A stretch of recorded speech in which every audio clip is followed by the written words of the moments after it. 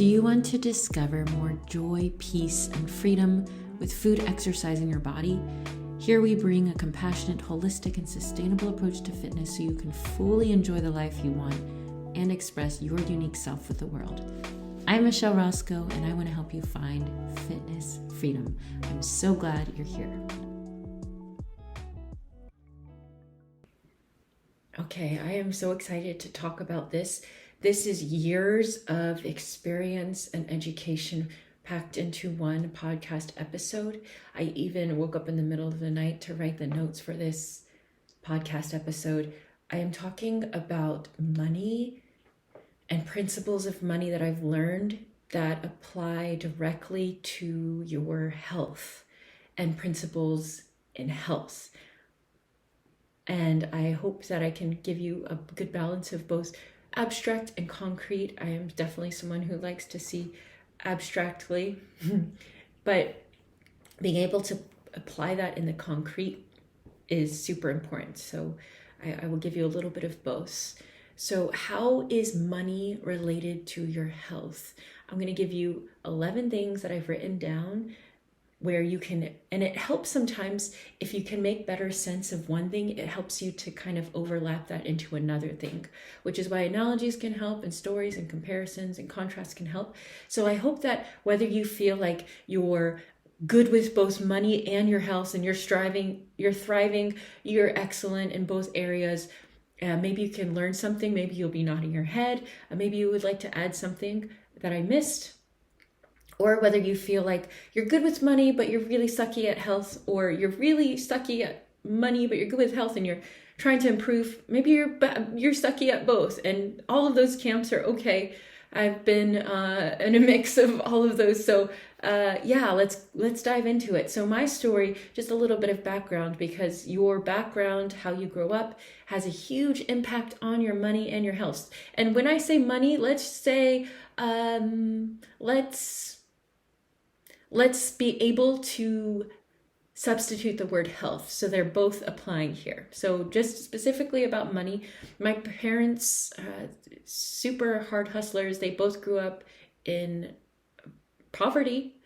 My dad grew up in the projects of Newark, New Jersey, not New York, Newark. My mom grew up in the countryside of South Korea. To the family of farmers, and they had to learn a lot about money. And something I really admire about my parents is that they are so generous, and I can see how their generosity comes back to them twofold, tenfold. So my parents told me to save, but I didn't know a lot about money in specific. There was an idea of, God will take care of everything, and you just trust that God will take care of you. Was also a different pathway that was kind of set up for me than I actually took. So in my world, it was most common for people to become missionaries or pastors, wives, or not so much lay people. And that's what I thought I was going to do, something in the Christian world. And I didn't. So I had to learn about money the hard way. I was not smart with money in my 20s. I was not smart. I spent what I earned. I was all about living in the moment. I didn't plan ahead. I didn't know very much about, stocks and investing.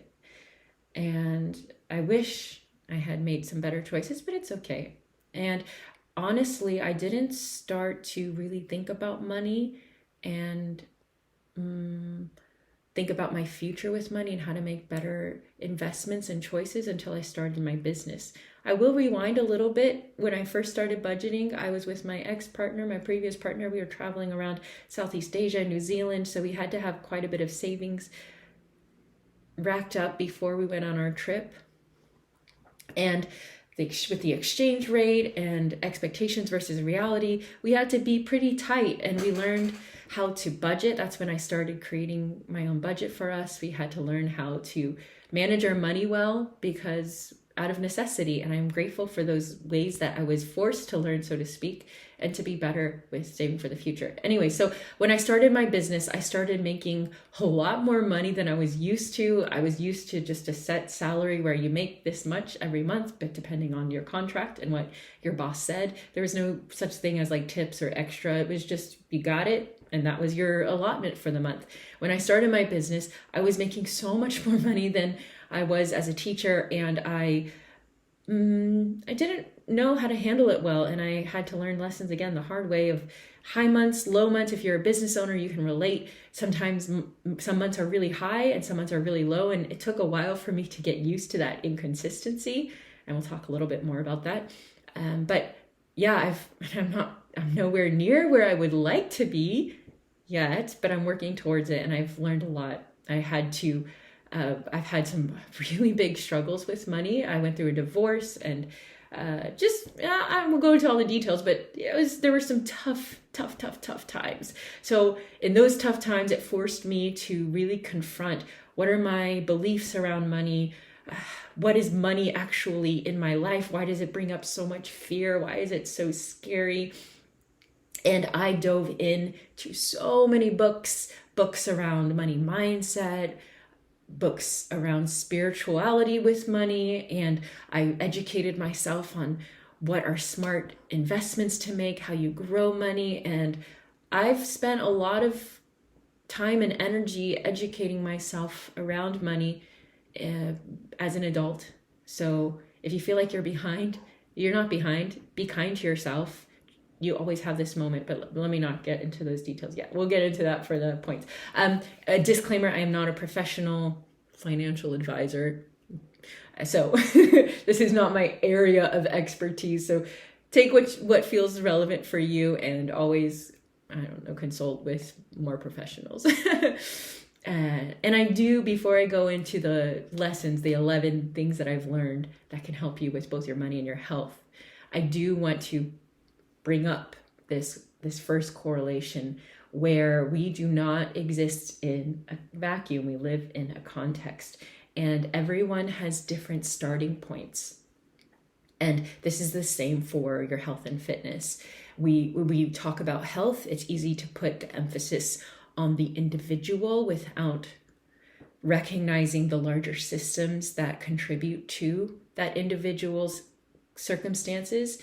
And there can be a lot of shame and a lot of blaming. So I want to make this clear that I am not looking to shame or blame you for where you are.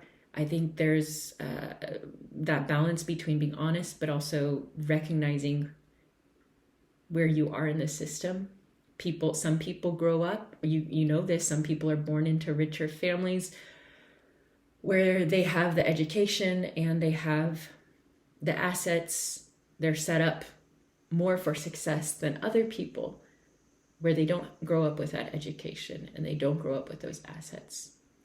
And I also want to point out that in our culture, in both fitness, health, and money, there is this push for more, always more. You should always have more money. You should always be making more. You should always be more fit, more healthy, constantly improving, whether it's through diet or exercise. And there's a big fear on both sides around health and around money, around there's not enough, everything is doom and gloom, it's scary out there, you have to protect yourself, you have to be safe. And I don't think that's necessarily healthy or helpful. So I just want to make those things clear about where we live, the context we live in. And I know it's different from the States to other cultures around the world. I've lived in different cultures and people have different attitudes around money. It also depends on your upbringing, your ancestors, your parents, grandparents, and what they passed on, whether explicitly or subtly. And it takes a lot of undoing around negative beliefs to grow, both with fitness and with money. Okay, so just getting that out there. We all have different starting points, i.e., we all have different privilege. And I want that to be clear as we start, okay? And this is not a blame and shame thing. Okay, so number one, I'm so excited. Number one, I have 11 of these. And by the way, this is super valuable, super compact lessons that have taken years to learn. And I hope that they resonate with you. Maybe you're learning one of these lessons right now. Maybe you'll learn them in the future. So number one, money is a tool. It's not the goal. So often we make money the goal. Like, I just want to make more money. I just want to be rich. I want to have a higher net worth. I want to make over 100K yearly. I want to be a millionaire. I want to have all of these assets. Same for fitness. I want to be able to run this much, or I want to weigh this amount, or I want to have this X body fat, or I want to eat super healthy. Money is not the goal. Health is not the goal. It's a means to an end of living the life that you want to live. So let me ask you this question, and this is gonna really kind of shift your mindset. If money is not the goal, and the goal is to enjoy the life that you want, answer this question and maybe take time to think about it later on, or pause this if it's timely for you. What would you do with an endless amount of money? Let's say that you have right now, someone just deposited money into your account where you have enough to live on for the rest of your life. All your needs would be met, your wants would be met. You just don't even have to worry about money. So you wouldn't even have to work. You wouldn't have to figure out how to make more money. You could spend your days doing what you want. What would you do? Like, realistically, what would you do?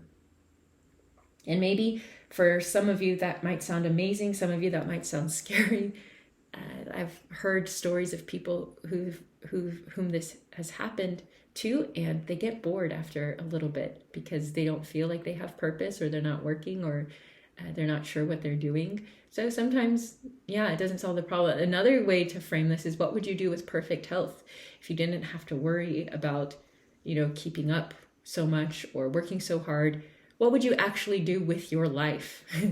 And money, and that's why it's helpful to ask that question, because money is not the goal. So what if you have millions of dollars in your bank account? What you really want is to enjoy the money. The joy is in spending the money and using it and giving it away or trading it for something else. Because money is really just a made-up concept. If you think about thousands of years ago, millions of years ago, people didn't even have this concept of money. And we treat it so valuably. But it's just a tool. It's just a thing. It's even neutral. Just like fitness is neutral. You're neither bad nor good for what you eat. You're neither bad nor good for how you exercise. It's just a tool to live the life that you want. Number 2, knowledge is often the biggest difference between those who have less money and are struggling to get by, and those who have a lot of money and have plenty. So education is super important in both areas. I will say that the money area is probably a little bit easier to get more solid advice than the health area. There's so much dubious stuff out there around your fitness and health, and it's hard. I know it is really hard to know what to believe. And I've spent years, decades even, of looking up this stuff. So I feel pretty good about where I am right now and being able to decipher information, but it's still out there. It's still confusing in terms of the fitness and health. But the more you can educate yourself on how your body actually works, the more you can educate yourself about how money works in this world, the more empowered you are to make better decisions. Do you know that one of the biggest difference between those who are wealthy and those who are poor is the amount of knowledge that they have, even down to using credit cards, different credit card information. It's not that it's not out there, or that it's impossible for poor people to learn, or it goes over their head, or that they're dumb. A lot of the times people who are poor are struggling to make ends meet. And so they don't often have that privilege of free time that those who are more wealthy have, or they weren't taught it from their parents because there are generations of poverty. And in America, it affects mostly people of color for sure. The system is rigged against people of color, especially Black people, going back to slavery. So it takes a lot of grit, a lot of motivation, a lot of power, which there's so much admiration for people who do come out of those situations. teach themselves. And same for fitness and health. The more you know and apply to your life, the more empowered you are. And this is kind of obvious. I made an allusion to this. I wish I had started earlier. But number 3, the earlier you start, the greater the compound effects. So as you know, with investing, maybe there's compound interest. So if you put $10 into an account and there's a 10% rate, a return, then you'll add $1, so you'll have $11 in your account. If you wait long enough, then $11 you'll add on to 10% of 11, and then 11, it would be 1210, right? And then you would have 10% of 1210 added to that, and it just grows and grows, and you don't have to do anything about it. So time is an asset with growing wealth. And the earlier you start, even if it's small, the more you have that compound effect. And that's the same for your fitness and health. I will say that people who grow up in healthier homes have more, or where there's a healthier emphasis on habits and eating well and exercising in a non-judgy, shamey approach, you're better off. You're having a higher starting point. And also, when you start to exercise and you just stay consistent with it, or you build those healthy habits around food and you just stay consistent with the basics, even if you're just maintaining or you're not even doing so much, you have those compound effects that maximize just by maintaining. Once you start, the bulk of those healthy habits, and that can take time depending on where you're starting, the more that lasts for the long run. So the power of compound effects. And it's never too late to start. If you're like, oh, I should have started when I was 20 and I didn't, so now it's all lost. No. It's never too late to start. Start now, as soon as you can, for both your money and your health. And number 4, we put so much stock into money and health, but no matter how smart you are or no matter how fit you are, you can still lose your wealth. You can still lose your health. There can be things outside of your control, like genetic issues, disease, cancer, that you have zero control over, or something could happen, something devastating could happen for you to lose your wealth. And that's why there's something, the lesson is not in, oh, I have to put all these guards up so that I never, ever, I don't need to go outside because the sun will damage me, or I need to make sure I hoard my money and hold on tight because I don't want to lose it. That's not the answer. The answer is, hey, if this can happen, what do I need in case that happens? There was this guy that I met when I was first in Madison, newer to Madison. I was really aggressive, proactive with going out and networking and meeting new people and connecting both in my personal life and my business life. And that also has compound effects. Anyways, there was this one winter, it was snow. I remember it was so cold. I took a bus to see this there was a networking event, and I took a bus. It was far away from my home. And I spent my weekend doing this. And there was a guy there, and it just ended up being me and him. And he treated me to lunch. He was, it wasn't creepy. He wasn't creepy. He was talking about his work, and he was a lawyer, and he also did courses, and it was an interesting story. But what he shared his story with me about how he had millions of dollars built up through his law practice. And then I don't remember, I don't remember what it happened, but maybe it was a divorce, or it was a deal gone bad, but he lost, or it was a fire, something, I don't remember, but he lost everything. He lost all of his money. He was in the negative. And he said that he had to work, he had to work to build his wealth back up again. And he even shared some numbers with me where he had 6 times, 7 times as much as when he started. And he's like, I don't even care about the money. I just want to use my time to help people, which is pretty badass. And I think that people who realize that you can have all the money in the world and it doesn't satisfy you learn that lesson.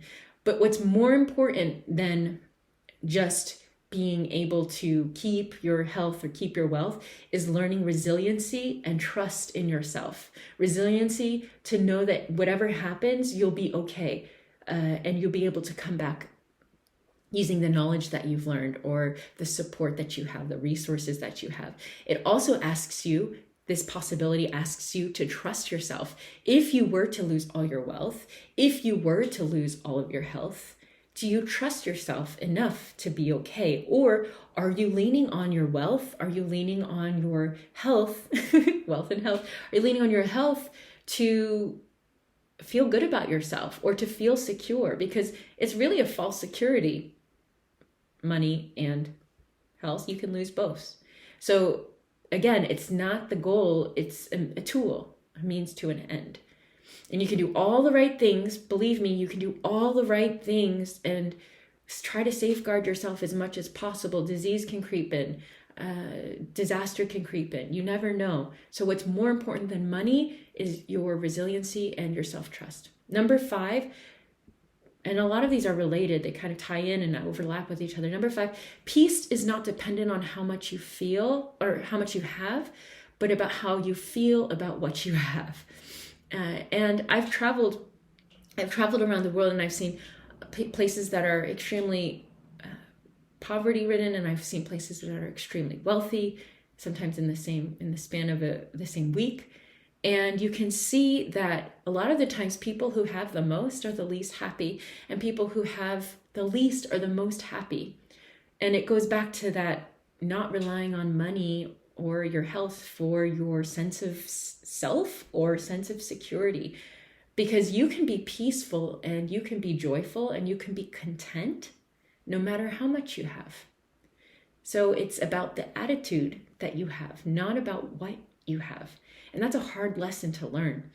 I'll go into this, I'll go into this now since I already started that. I opened the door. When I was really struggling, I wasn't sure how much I could survive, if I would have enough. I was constantly faced every day with this fear of like, oh no, I don't have enough. Am I going to be okay? At some points in my life, I had to learn to practice to be content with what I did have. I would remind myself, you have this and you have this, you have a house, you have your health, you're sitting on the floor right now, you are safe in your body. And I had to just practice that, which goes into the next one, number 6. Both money and health, fitness are so emotionally heavy. Like they hold a lot of emotions for us. And when we are turned on with our fear, fight or flight, our sympathetic nervous system, which is like the go, go, go, gotta fight, gotta strive, or gotta hide.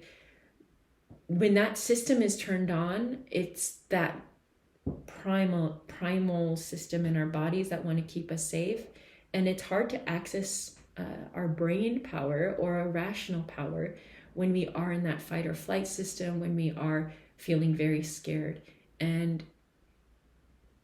just being aware of that sometimes if you are feeling like, oh no, I'm not going to have enough money, I'm never going to make enough money, this is so scary. Or if you're like, I'm never going to lose this weight, I need to find this next diet, or I need to make sure that I work out harder. And you feel that sense of fear, you can sense it in your body, like a kind of panic. It's different for everyone, but this is where I feel it, this unsettledness in your body. It's really hard to just be calm and think logically. And this is nothing to do with gender. This is all to do with our nervous systems. And so practicing calming your body down and being able to see more objectively and being honest with yourself. Okay, which goes into number 7. It's never the worries that come up, the concerns, the fear, or even that sense of like, oh, I have so much money, so I'm such a wonderful person, or I'm so successful. All of that, it's not about the money, and it's not about the food or the exercise. It's never about the money or the food or the exercise. This is why I've heard from people who say that I'm afraid of being evil or becoming evil if I make a lot of money. I'm afraid that I'll become power hungry and it'll change me. But the thing is that money doesn't change you. It just reveals who you are or your character, whether you have a lot or a little. There are people who make more money and they just amplify their purpose, amplify what they already want to do in the world. by giving back or donating or, giving to causes that feel relevant. Like that guy, that lawyer guy, he told me about how he rescued cats and he loved to spend his time. No wonder he's in my podcast episode. He likes cats. We got that connection. If you can see in my video, Jayu, my lovely little baby cat, he was crying for my attention, and I brought his scratcher onto the desk, and now he's happy sitting next to me while I'm talking about money. Right, Jayu? You like hearing about money and fitness? Yeah, you do. Mommy talks about it a lot, huh? So it's about a pattern that's being expressed, a pattern that you believe subconsciously. I really believe this, and this is something I've learned, and it's a little bit maybe more abstract, more spiritual, but I believe that our life is a mirror of what's going on inside. It's just a projection. Like I can see this, for example, when I make a post and I write certain words, some people will read it one way and then some people read it a completely different way. And I realize it's not about what I'm saying, it's about what they're reading. And I see that so often, like your life is a projection of your internal reality. So when we're talking about money or food or exercise, whatever, if you can see patterns, if you're struggling maybe with like, I make so much money and then I lose it, or I always spend the money that I have, or I can never find myself consistent with exercise, or I eat a lot of food and then I restrict it, or I purge. Like that's all a pattern that's coming from the inside. It's not about the money, it's not about the food, it's about a pattern that's being expressed with these things. Because remember, money is a tool, fitness is a tool. It's just something that you can have a relationship with. So if you're noticing consistent patterns in your life around money or your fitness, that's a good way. That's actually a really great way to kind of see what's going on, to see what beliefs you have around what you deserve or what you desire. And money represents so many different things for different people. For some people, it represents security. For some people, it represents luxury. For some people, it represents status and success.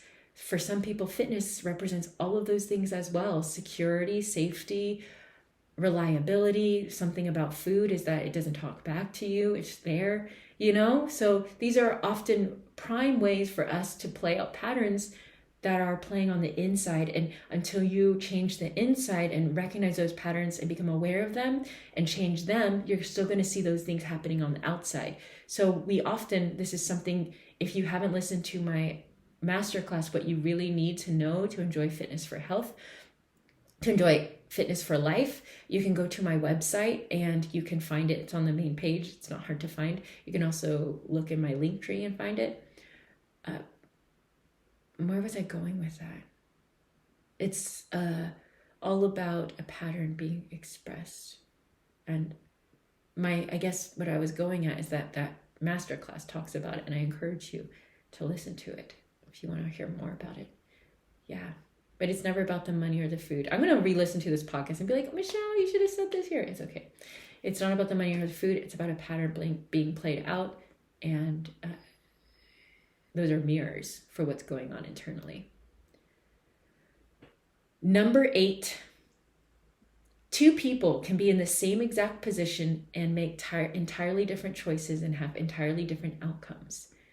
So this comes down to your responsibility and your power.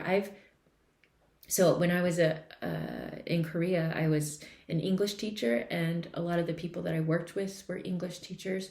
And of course, I don't know the ins and outs of everyone's lives. Your money is not really my business. It's not my responsibility. So I don't know all the ins and outs, but I would go on what, sales calls. I like to call them invitations, or even like first dates, like checking out if we're a good match. But not in a romantic sense, but in a business sense. But I would talk with people, and a lot of people would talk about their money. They would be open with me on these calls about their money situation. And I could see that there were people who were making the similar salaries, similar situations. And some people I would tell them the price of the program, and they would be like, yep, no problem. I got it. I can do it. And some of them would say, I don't have the money for this. I can't do this. And of course, I'm not judging the situations, But I do know, I have observed enough, and maybe you can understand this as well to some situation in your own life. Two people can have the same exact salary, can have the same exact position, so to speak, or a similar position in life, and make completely different choices and have completely different outcomes. And again, it goes back to those patterns that you're playing out. Some people are so good at saving money and always having enough. Some people kind of spend whatever they have, and there's all these different patterns that play out. Some people never spend money, and that's not great either. So there's all these different positions that you can have, but that kind of goes to show that it's about the patterns that you are believing, what's going on underneath. And it also proves that you have a choice, that you can be in this situation. Have you heard that story of the guy who was a janitor in a school in this little town? And when he died, they found that he was a multimillionaire. And even though he had such a small salary, he just saved so much. And I'm not saying we all need to be like him, but it's all about the choices that you make. And I think that can be super scary and like, oh, Michelle, you offended me. It hurts, I know. But also it helps you to see that as much as you have the outcomes or the results, you also have the power to choose and make different choices. And it's the same with your fitness and health. Two people can be in a similar situation, have completely different mindsets and make completely different choices and have completely different outcomes. You are powerful. You are responsible to make your own choices, and you get to create your life. So if you're not happy with where you are in money or health, you can make changes, and not to overemphasize the individualism, because there are sucky systems at play that disadvantage so many people. But within that, we have to make the best choices possible. That's why people who are minorities, whether they're disabled or they're people of color or queer people, I find that they have so much more resilience and such a brightness in life because they've had to learn these lessons and they've gone through it, and just amazing. People are so beautiful. Number 9, you have to make choices with what you have, not based on where you wish you were. So regardless of your situation, you can't complain or blame others, because that's just giving away your power, and that's just keeping you stuck in the same place. Even worse, it's bringing that negative energy into it, negativity into it. So you have to be painfully honest with yourself. Notice patterns, take responsibility, make changes. You can't say, this is an example for wealth, is like, I wish that I had so much money and I want to pretend like I have so much money because #abundance.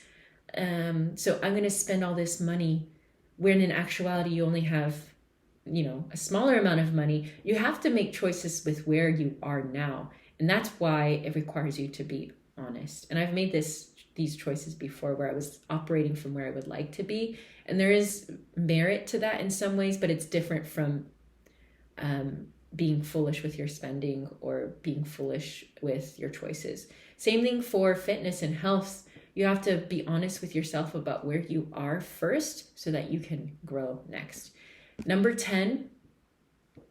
Oh, these are good. The last 2 are the best, I believe. I should have put that teaser in the beginning, how they always do that. Save the best for last, swipe to see the last one. Okay, but I think it's true. I wanted to save the best for last. That's what I always did with my plate as a kid. Number 10, no matter how much you make, you will only be able to hold what you believe you are worthy of having. Number 10, no matter how much you make or how much you receive, you will only hold on to what you believe you are worthy of having. So this was the hard lesson that I had to learn when I was making a lot more money in my business. It seemed like as much as I made, it would go out. As much as I made, it would go out. There were always these expenses. And I know that time in my life required some different expenses. There was a big transition time and the other factors involved that I won't go into. But if you feel like you do make a lot of money, but it goes out so quickly, that speaks to kind of a container that you have, an ability that you have. Same kind of analogy here for fitness might be you have this pattern of working out very hard, and you maybe run a lot, or you work out hard, and then you kind of quote unquote undo it. I don't think that this is something you can actually do.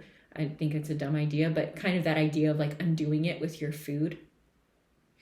And that speaks to having a good food is good, or food is bad, exercise is good, non-activity is bad, that kind of mindset that can play into it. So that's why I think it doesn't really exist. It's not true. But you can kind of be in that idea of, oh, I ran 10 miles today and then I undid it. Even Pepto-Bismol has that commercial, right? Undo it. If you eat something quote unquote bad and your stomach hurts, you can undo it. Like, people will sabotage themselves. We self-sabotage. Like, you did all this great thing and then you completely like undid it. And there's those patterns of ups and downs, a lot and then a little bit, a lot and then a little bit. And there is something exciting about that. There's something exciting about, okay, now I have something to work towards. But again, it goes back to that pattern. Like, why are you feeling that way? What is coming up for you? So we have to do, that's why inner work is so important. If you're just focusing on the outside, it will take you so far, but there's also inner stuff that has to be addressed, both in wealth and with health. And you have to be okay with receiving good things and keeping good things. You have to believe that you deserve it and you are worthy of having those things. And if you don't feel deserving in your life, or you don't feel enough, or you feel like you need something outside of you to feel enough, that's going to keep you trapped in this low pattern of never enough, constantly cycling. And that's what the 4-H method helps you get out of, is you're enough already, stop the chase. And that's actually the best place to start your growth, both in your health and your wealth. And number 11, this is the last one. In my search for how do I get out of these money issues that I'm having, how do I actually make more money, how do I want so badly to be wealthy, to have enough, to feel okay, to not be so scared around money. And this was something that I believe it's the same pattern that I've had in my life around enoughness that I've played out in different areas. It was with exercise and fitness and my body. It was with relationships. It was with money. It was with business. All of these lessons being played out. It's that pattern that I keep having to relearn this lesson. But when I was struggling with the money part of it, I found this book, The Soul of Money. It was suggested by a coach that I follow, Simone Soul, and I found a copy of it, and it's such a beautiful book about money. It'll completely shift your way of seeing money. I highly, highly recommend it. Sufficiency is always the truth, is what she says. She was, what are the people who try to get money from rich people to give to nonprofits? What is that called? That's what she did. So she dealt with both the richest rich and the poorest poor all around the world. It was an international job for her. Again, I encourage you to read it or listen to it. It's so good. And her conclusion that she came to different principles, but the conclusion, the foundation was sufficiency is always the truth. Sufficiency is always the truth. And this is what I've learned too in my journey of health and fitness, and what I help others learn for themselves in the 4-H method and the work that I do is you are already worthy. You're already enough. You already have enough. You already do enough. You are enough. Sufficiency is always the truth. Yeah, it would be nice to have more, but as long as we're chasing more, we're never going to be satisfied. We have to practice already enough in this moment right now, no matter what number you have in your bank account, no matter what number the scale says. Do you see the correlations here? No matter how many miles you can run, or how much you can chest press, or how clean of processed foods your diet is, or how much protein you're taking in, you're already enough. and trust that and kind of let go a little bit, because we're not going to take our bodies with us when we die. We're not going to take our money with us when we die. Trust to let go, and from that place, do the work as well. Do the work to figure out your patterns, undo these patterns, not so that you can be enough, but so that you can enjoy your life. So, last one, sufficiency is always the truth. You are already 100% worthy and powerful. And that's the premise of the work that I do in health and in fitness. And it's really the best place to start. And if you would like to do that, go to the 4-H method, join us. I believe it's self-selecting. The people who need it are joining. And I would, if it feels like a yes to you, please join. Please don't put it off. Do the work. Put it into practice, because that's where real change happens, where real transformations are made. You can learn all this stuff about money. You can learn all this stuff about your health. But until you put it into practice and do that scary, messy work of called action, then you won't get anywhere, and expect to fail and expect to fall down on your face a few times and get back up again and keep trying, keep learning, because you're already enough. There's no place you have to get to. You're already there. I love you so much, and I hope that this was helpful for you. I'm just going to give you a quick rundown one more time of these lessons, and then I'll peace out. Number 1, money is a tool. It's not the goal. Same for fitness. Number 2, knowledge is the difference between the poor and the rich. Education is so important. Number 3, the earlier you start, the greater the compound effects, and it's never too late. Number 4, no matter how smart or fit you are, you can still lose your wealth and your health. So resiliency and trust is most important. Number 5, peace is not dependent on how much you have, but how you feel about what you do have. Number 6, money and fitness are both emotional. You have to be able to be honest with yourself and calm your nervous system to make clear decisions. Number 7, it's never about the money or the food or the exercise. It's a pattern being expressed externally. And once you know that pattern, you are empowered to change it. Number 8, 2 people can be in the same exact position and have entirely different choices and outcomes. So it's on you to take responsibility for yourself and make the best choices for you. And number 9, you have to make choices with what you have, not based on where you wish you were. Be honest with yourself, regardless of your situation. Don't blame or complain, and take responsibility, make changes. Number 10, no matter how much you make, you will only hold what you believe you are worthy of having. So shifting your identity and being okay with receiving and keeping good things will be the work for you. And number 11, the best one, sufficiency is always the truth. Practice already enough, trust, and do the work. Let me know how this landed for you. Peace out, Coach Michelle.